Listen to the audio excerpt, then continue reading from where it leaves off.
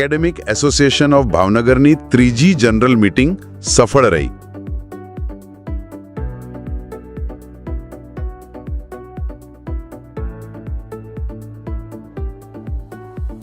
આખું આયોજન એસોસિએશનના પ્રમુખ શ્રી હેમંતસર સોલંકીના માર્ગદર્શન હેઠળ થયું હતું. શ્રી ચિરાગભાઈ મહેતાના વક્તવ્ય દ્વારા શિક્ષકો અને વિદ્યાર્થીઓના જે અસલી પડકારો છે એના પર ઊંડાણપૂર્વકનું જ્ઞાન અને ઉકેલ તરફની ચર્ચા.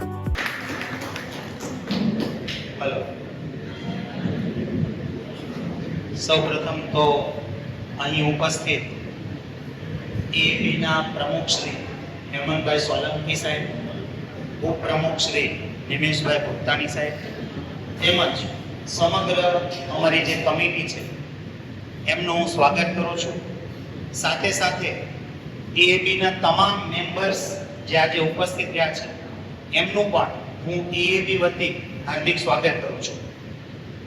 મારી સ્પીચ આજે શરૂ કરું એ પહેલા આજે શિક્ષક દિવસ છે, તો 100% મારે અહીં ઉપસ્થિત પહેલા તો આપ સૌ શિક્ષક મિત્રોનો ને ખૂબ ખૂબ અભિનંદન પાઠવવા છે અને આજના શિક્ષક દિવસની શુભેચ્છા પાઠવવી છે. કારણ કે શિક્ષક દિવસ એ તમામ શિક્ષકોને બિરદાવવાનો દિવસ છે કે જેમણે પોતાની કારકિર્દી એક શિક્ષક તરીકે પસંદ કરી છે. બહુ જાજુ શિક્ષક દિવસ ઉપર સ્પીચ નહીં આપું, પણ મને આજના ન્યૂઝપેપરનું જે ફ્રન્ટ પેજ છે એની જે એક હેડલાઇન ગમી છે એ તમારી સાથે એક શેર કરું. લગભગ એમાં એવું લખ્યું છે કે વિશ્વમાં ટોટલ 436 લગભગ એટલા વ્યવસાયો છે અલગ અલગ પ્રકાર, એમાં બધા આવી છે.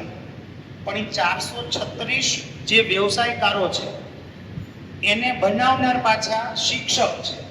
એટલે 436 વ્યવસાય બરાબર એક શિક્ષક, એવી ઉપમા આપવામાં આવી છે. તો સૌપ્રથમ તો આપણે સૌ આપણી જાત માટે આપણે બધા તાળીઓથી એમને બિરદાવશું કે આપણે ઘણા વર્ષોથી આપણે આ ફિલ્ડને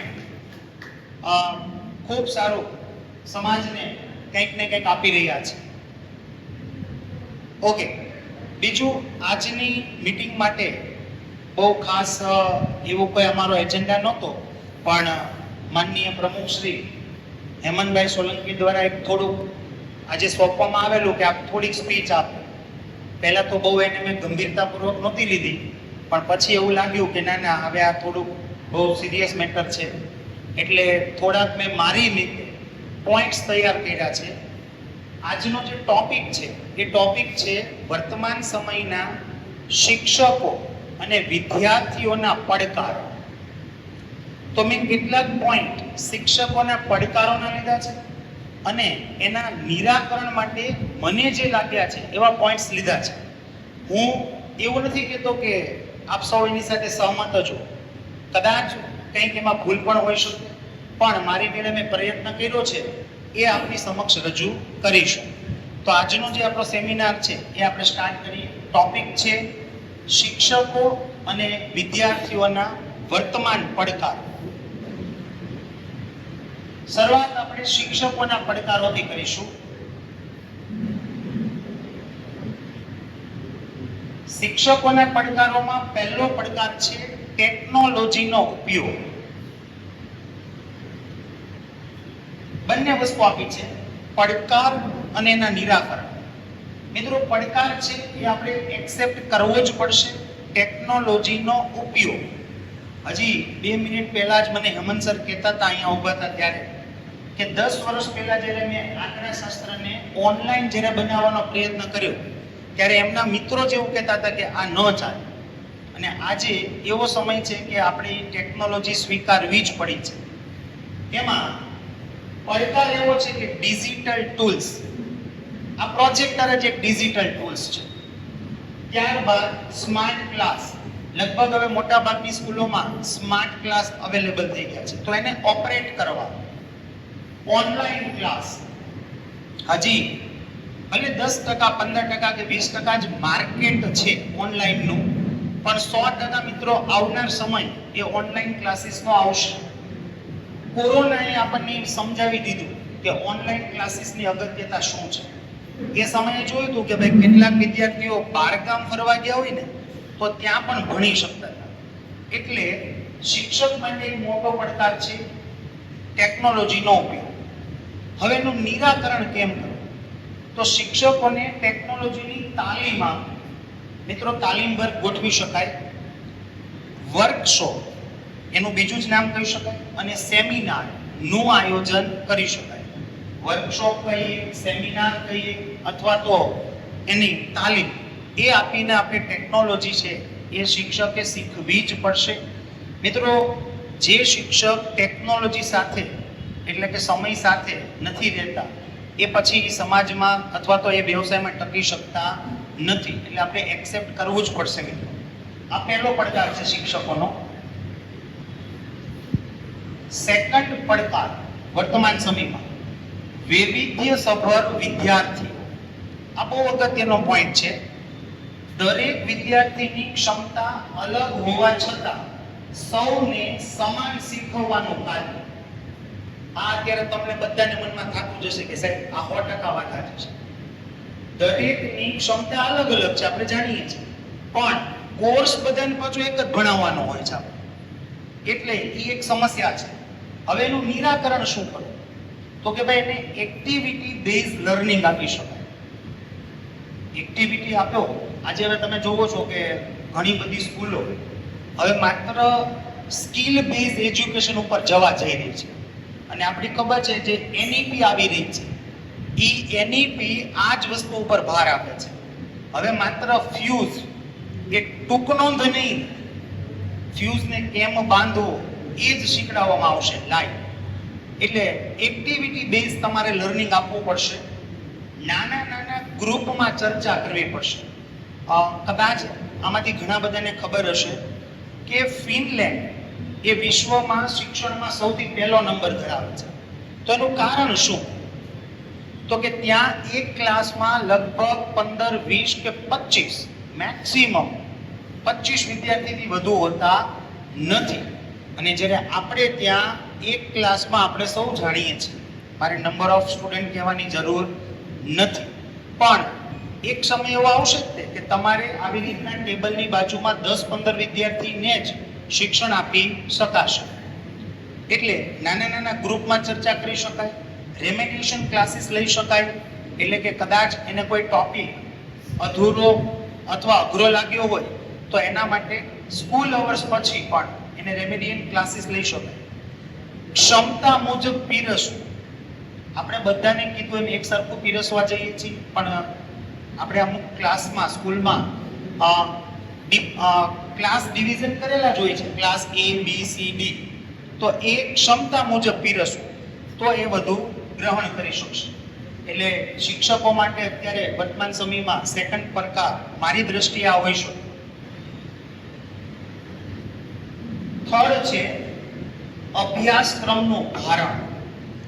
લગભગ અત્યારે 10th અને 12th માં ભણાવતા દરેક ટીચર આજના દિવસે ફીલ કરી રહ્યા છે.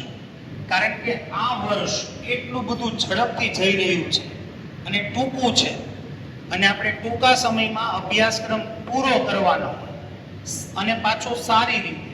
એટલે શિક્ષકનો ત્રીજો પડકાર છે આ કે અભ્યાસક્રમનું ભારણ, જેમાં એને ઓછા સમયમાં વિષય સમાપ્ત કરવાનું દબાણ હોય છે. સતત એના ઉપર ટોર્ચરિંગ થયા કરે મેન્ટલી કે ભાઈ મારે સિલેબસ પૂરો કરવાનો છે, સિલેબસ પૂરો કરવાનો છે. હવે એનું નિરાકરણ ટાઈમ મેનેજમેન્ટ. મિત્રો, આપણે થોડું ઘણું કદાચ ટાઈમ મેનેજમેન્ટ કરીએ કે ભાઈ હું દરરોજ આપણે ઘરેથી અથવા તો શાળાએ જઈ પહેલા નક્કી કરીને જઈએ કે ભાઈ હું આજના લેક્ચરમાં આટલું ભણાવીશ, જેને સાદી ભાષામાં માઇક્રો પ્લાનિંગ કહેવાય. ઘણી બધી સ્કૂલો હવે આ માઇક્રો પ્લાનિંગ કરાવે છે કે ભાઈ હું મારો સિલેબસ 100 લેક્ચરમાં પૂરો કરીશ, આ મહિનામાં આટલા ચેપ્ટર પૂરા કરીશ. તો જો ટાઈમ મેનેજમેન્ટ કરવામાં આવે તો થઈ શકે. મુખ્ય મુદ્દાઓ પર ફોકસ. ઘણી બધી વખત ટીચર છે એ ગૌણ મુદ્દા ઉપર કદાચ વધુ સમય વેડફી નાખે છે, પરિણામે મુખ્ય મુદ્દાઓ ઉપર ચર્ચા કરવાની રહી જાય છે. પણ જો ટીચર ડાયરેક્ટ મુખ્ય મુદ્દા પર ફોકસ કરે તો લગભગ ટાઈમ ન બને, ઘટે. પ્રેક્ટિકલ ઉદાહરણો વડે પણ સરળ સમજણ આપી શકાય. વર્તમાન સમયમાં કીધું એમ પ્રેક્ટિકલ એક્ઝામ્પલ જ એ ખૂબ અગત્યના થશે. સૌથી મોટો પડકાર અનુશાસન જાળવવું. અત્યારે આપણને ખબર છે કે સ્કૂલ હોય કે ટ્યુશન, એમાં જે કોઈ બી ઇશ્યુ આવી રહ્યા છે એ શેના આવી રહ્યા છે? અનુશાસનના.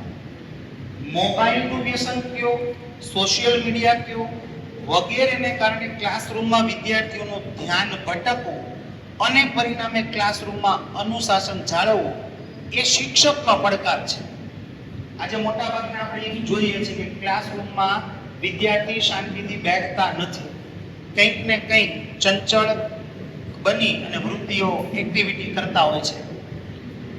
હવે એનું નિરાકરણ અનુશાસન જાળવવું હોય તો હવે એ જમાનો ગયો છે મિત્રો કે આપણે ફૂટપટ્ટી લઈને ઉભા રહીએ. તમે આ ટોપિક ઉપર ખાસ ફોકસ કરી શકો છો. ઇન્ટરેક્ટિવ ટીચિંગ એટલે તમારે વિદ્યાર્થીઓને સતત વ્યસ્ત રાખવા પડશે, પ્રશ્નોત્તરી કરવી પડશે. તમે પ્રશ્ન સતત પૂછશો તો એ એંગેજ રહેશે, પરિણામે એને સમય જ નહીં મળે કોઈ અધર એક્ટિવિટી કરવાનો. રમતમાં શીખવું. હવે કોઈ તમારે સ્પેલિંગ શીખડાવવા હોય તો ભલે તમે એને અંતાક્ષરી સ્વરૂપે અથવા કોમ્પિટિશન સ્વરૂપે શીખડાવી શકો છો. રમતમાં શીખવવું પડશે. કોઈ ટોપિક શીખડાવવો છે તો એને કાવ્યના સ્વરૂપમાં રજૂ કરવું પડશે. વારંવાર ક્લાસરૂમના નિયમો સ્પષ્ટ કરવા પડશે, પણ ટોર્ચરિંગ સ્વરૂપમાં નહીં, પણ વારંવાર આપણે કેવું પડશે કે બેટા આપણે શાંતિથી ભણવું પડશે, અહીંયા ધ્યાન દો, એવું સતત કહેતા રહેવું પડશે.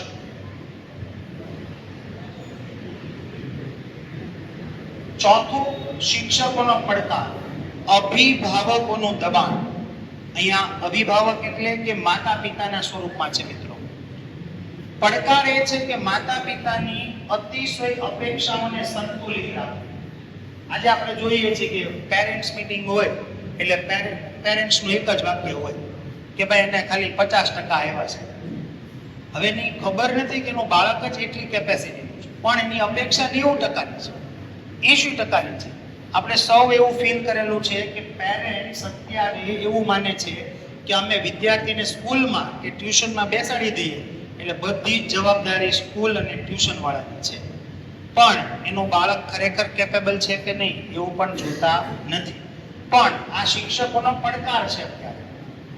હવે એના નિરાકરણમાં આપણે એવું કરી શકીએ કે પેરેન્ટ્સ ટીચર મીટિંગ કરી વાલીઓને એના બાળકની ક્ષમતા વિશે જાણ કરવી. મિત્રો આપણે દર મહિને 2 મહિને શક્ય હોય તો પેરેન્ટ્સ મીટિંગ કરી પ્રોગ્રેસ રિપોર્ટ આપી અને પેરેન્ટ્સ સતત આપણે એને બાળકની ક્ષમતા વિશે જાણ કરતા રહેવી જોઈએ. નહીંતર ઘણી વખત એવું થાય કે છેક સુધી બાળકની ક્ષમતા પેરેન્ટ્સને ખબર જ ન હોય. પેરેન્ટ્સ એવું જ માનતું હોય કે મારું બાળક 90%નું છે અને રિઝલ્ટ આવે ત્યારે 60% આવે ત્યારે પેરેન્ટ્સ આપણી ઉપર હાવી થઈ જાય છે. ત્યારે એવું કહે છે કે તમે અમને આખું વર્ષ તો કીધું જ નહીં. તો આપણે પેરેન્ટ્સ ટીચર મીટિંગ પણ કરી શકીએ. તો મિત્રો આ બધા હતા તમારા શિક્ષકોના પડકારો. હવે આપણે વાત કરીશું વિદ્યાર્થીઓના પડકારો વિશે.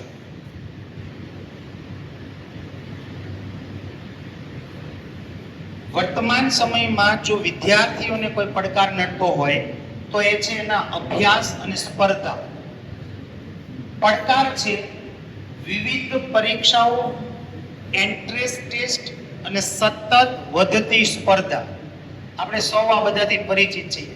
એમાં વિવિધ પરીક્ષાઓ 11-12 સાયન્સના જો બાળકોને જોઈએ ને તો આપણને એમ જ થાય કે આ શું છે. પહેલા તો ગુજરાત બોર્ડ આપવાનું, ઈ જ ટેક્સ્ટ બુકની ગુડ સેટ આપવાની, ઈ જ ટેક્સ્ટ બુકની એને JEE કે નીટ આપવાની. બુક એક એક્ઝામ ઘણી બધી છે, વિવિધ એક્ઝામ. એન્ટ્રન્સ ટેસ્ટ આપણને લાગે છે, પણ જ્યારે આપણી કોઈ એન્ટ્રન્સ ટેસ્ટ નહીં ત્યારે આપણે મેન્ટલી ટોર્ચરિંગ થતું હોય છે. તો એન્ટ્રન્સ ટેસ્ટ જે નામ છે ને એ જ વિદ્યાર્થીને બીવડાવી દે છે. અને સતત વધતી જતી સ્પર્ધાઓ.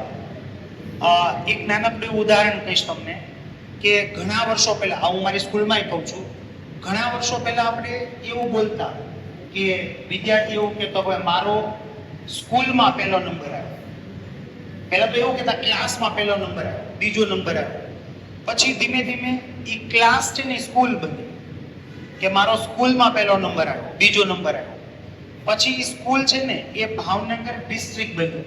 આપણને ખબર છે 10 વર્ષ પહેલા જિલ્લાના ટોપ 10 ડિક્લેર થતા, હવે તો બંધ કરી દીધા છે, પણ ત્યારે એવું કહેવાતું કે મારો સમગ્ર ભાવનગરમાં પહેલો નંબર આવ્યો, બીજો નંબર આવ્યો.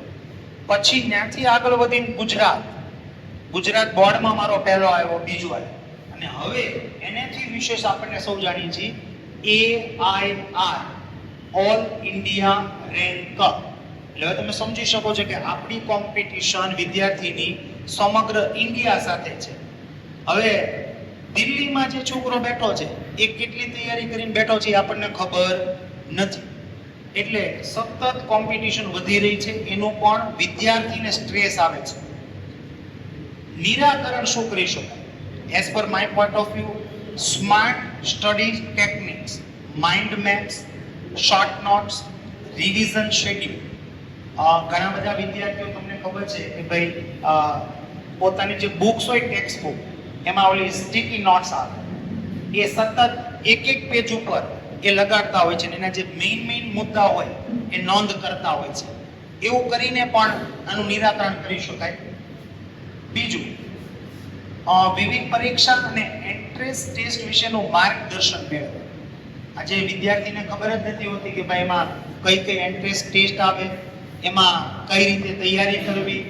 તો જ્યાંથી પણ એનું યોગ્ય માર્ગદર્શન મળતું હોય તો એ મેળવી શકાય, તો કદાચ આ પડકાર દૂર કરી શકાય. જેમ શિક્ષક માટે ટેકનોલોજીનો ઉપયોગ કરવો એ એક પડકાર છે, એમ વર્તમાન સમયમાં વિદ્યાર્થી માટેનો મોટો પડકાર છે ટેકનોલોજીનું વ્યસન. આપણે સૌ આનેથી પરિચિત છીએ, મોબાઈલ, ગેમ્સ, સોશિયલ મીડિયા વગેરેનું વ્યસન.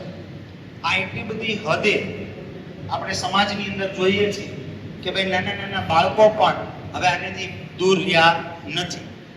તો એક પડકાર છે વર્તમાન સમયમાં વિદ્યાર્થીનો. નિરાકરણમાં એવું કરી શકીએ કે બને એટલો મોબાઈલનો ઉપયોગ મર્યાદિત થાય, ઘટાડી સંપૂર્ણ બંધ નહીં કરી શકીએ, ગમે એટલું કરશું તોય, પણ એનો ઉપયોગ થોડો ઘટે એવું કંઈક પ્રયત્ન કરી શકાય. રિવોર્ડ સિસ્ટમ અભ્યાસ સાથે જોડવી પડશે. કંઈક ને કંઈક નાના એને ઇનામો આપી પ્રોત્સાહિત કરવા પડશે. એ ઇનામોની લાલચને કારણે વિદ્યાર્થી કંઈક ભણતો થાય.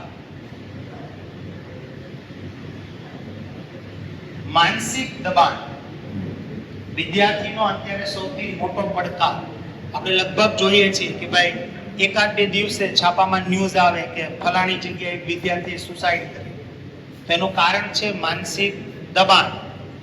હવે પડકાર શું છે? એમાં માર્ક્સ લાવવા, કારકિર્દી ઘડવાની છે, માતા પિતાની વધુ પડતી અપેક્ષાની ચિંતાઓ, આ બધાને કારણે બાળકના માનસિક ઉપર દબાણ આવે છે. નિરાકરણ એવું કરી શકાય કે કાઉન્સેલિંગ સેશન ગોઠવી શકાય. ટૂંક સમયમાં મને એવું લાગે છે કે હવે લગભગ બધી સ્કૂલોમાં એક નવી પોસ્ટ આવશે, કાઉન્સેલર. ઘણી બધી જગ્યાએ ઓલરેડી આવી ગઈ છે, જે વિદ્યાર્થીને જ્યારે પણ ડીમોટિવેટ થાય તો એનું એક કાઉન્સેલિંગ કરે કે ભાઈ તને શું પ્રોબ્લેમ થયો છે, તને ક્યાં તકલીફ છે, અને એનું કાઉન્સેલિંગ કરવામાં આવશે. એટલે કાઉન્સેલરની એક પોસ્ટ બનશે. મેડિટેશન કરી શકાય, ધ્યાન, સ્ટ્રેસ મેનેજમેન્ટ એક્ટિવિટી.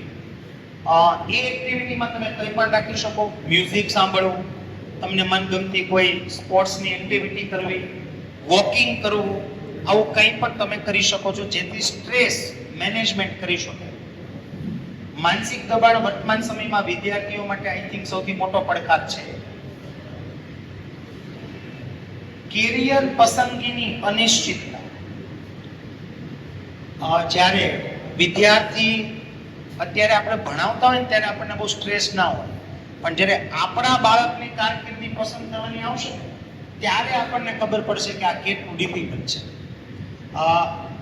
મારા સગા જ મોટા ભાઈની દીકરી, એ હમણાં એને 12th પાસ કર્યું, ત્યારે રોજ 1 મહિના સુધી આ બધી ચર્ચાઓ ચાલી કે હવે હું કરશું. 2 દિવસ થાય ને એટલે વિચાર બદલાય. કોઈ 2 દિવસમાં એમ કે આમ કરીએ તો પાછું કોઈ એમ કે આમ કરીએ. એટલે ભવિષ્ય વિશેની અસ્પષ્ટતા એ પડકાર છે કેરિયરની પસંદગીનો. નિરાકરણમાં તમે કેરિયર ગાઈડન્સ સેમિનાર રાખી શકો.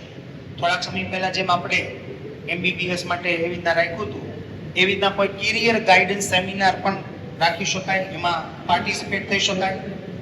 એપ્ટિટ્યુડ ટેસ્ટ આપી તમને શેમાં રસ છે, બાળકને શેમાં કારકિર્દી વધુ સારી બની શકે છે એ જાણી શકાય.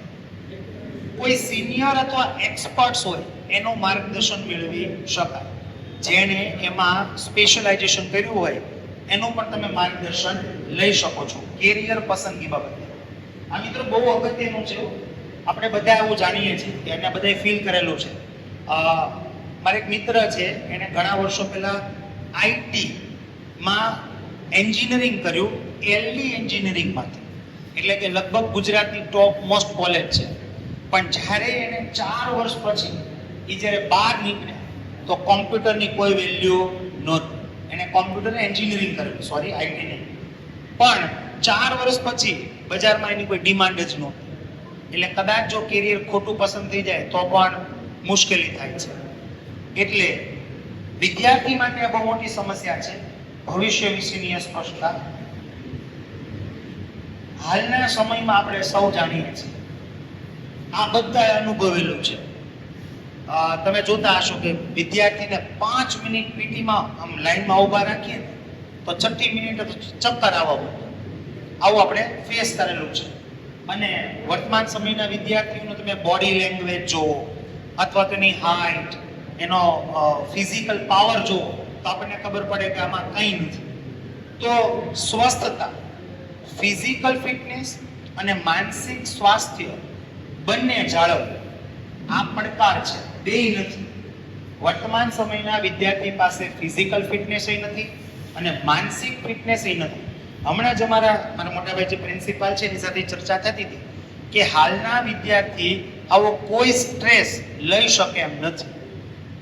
વાતમાં એ ડિસ્ટર્બ થઈ જાય છે. કાંઈક ટીચરે સ્કૂલમાં કીધું હોય ને તો એ ડિમોટિવેટ થઈ જાય, 2 દી લગી સ્કૂલે ન જાય. આવી પરિસ્થિતિ છે ત્યારે.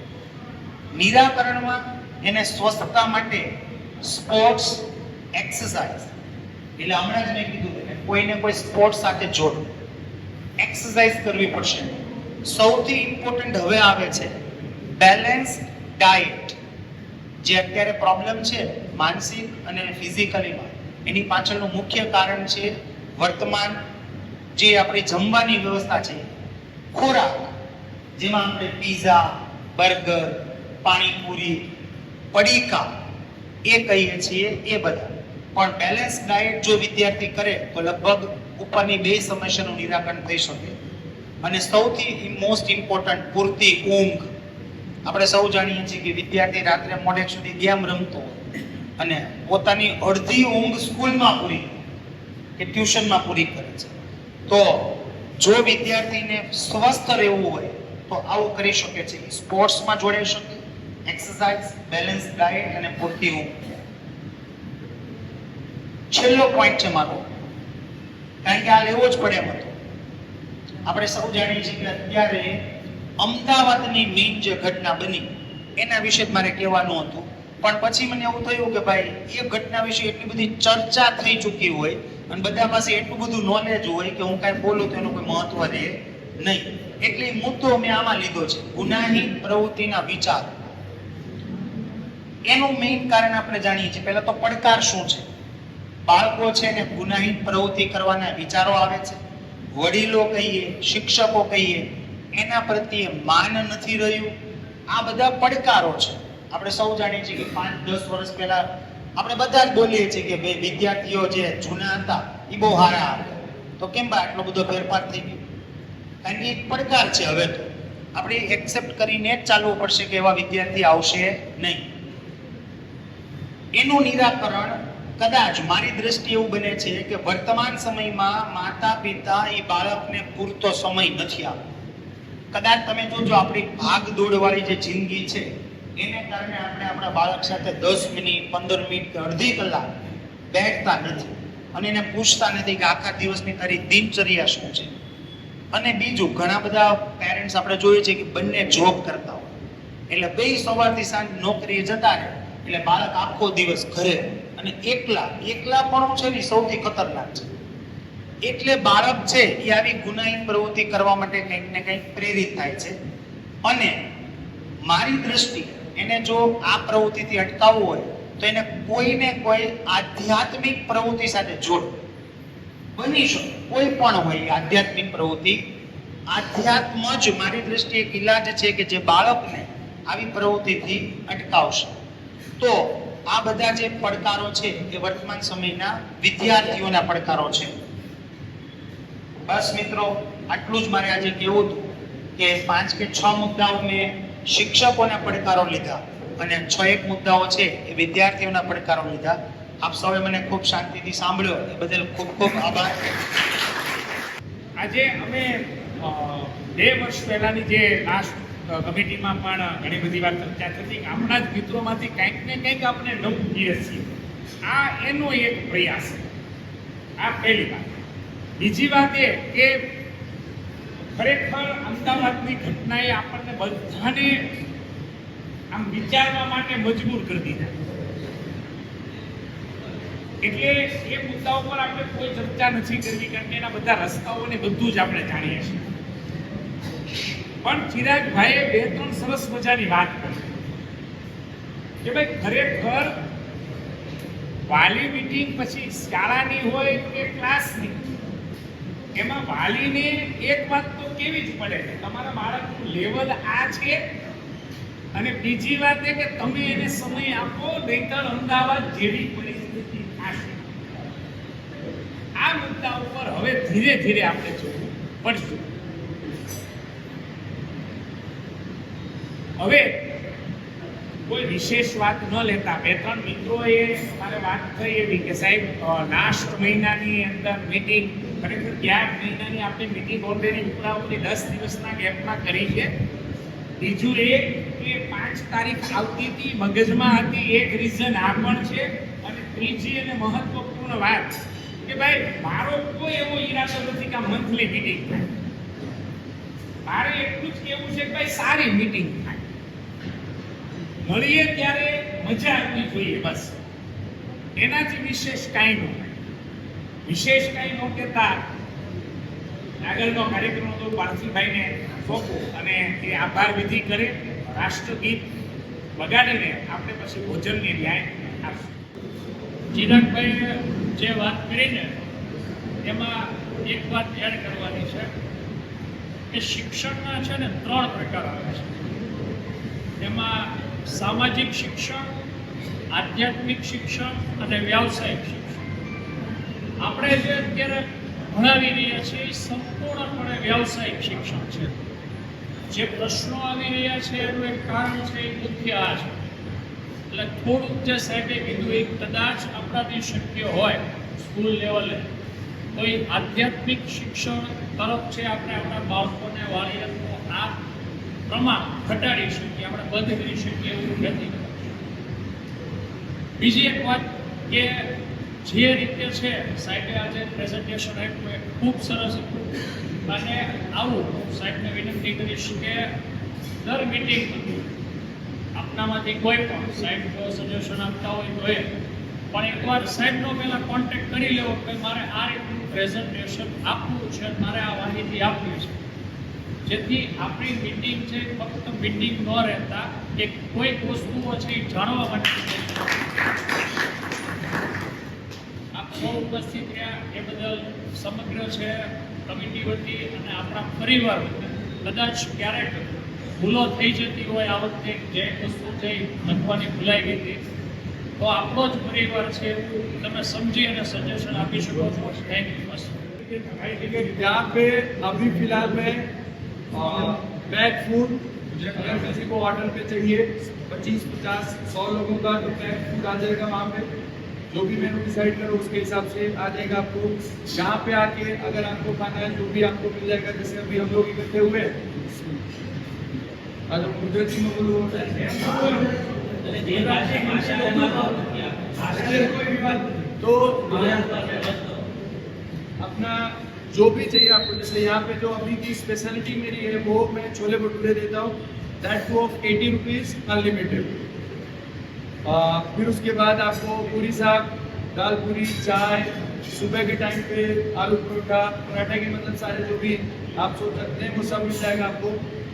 और अभी फिलहाल जो मैं मैक्सिमम सर्व कर रहा हूँ वो ऑलमोस्ट दिन का 700 से 800 समोसे ऑर्डर पे जाते हैं हर जगह, जिसके लिए मैंने पर्सनल डिलीवरी वगैरह किया हुआ।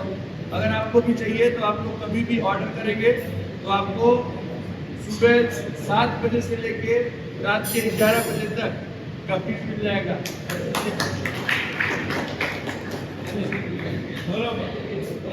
પછી બધા સભ્યો માટે સ્નેહ ભોજન રાખવામાં આવ્યું હતું।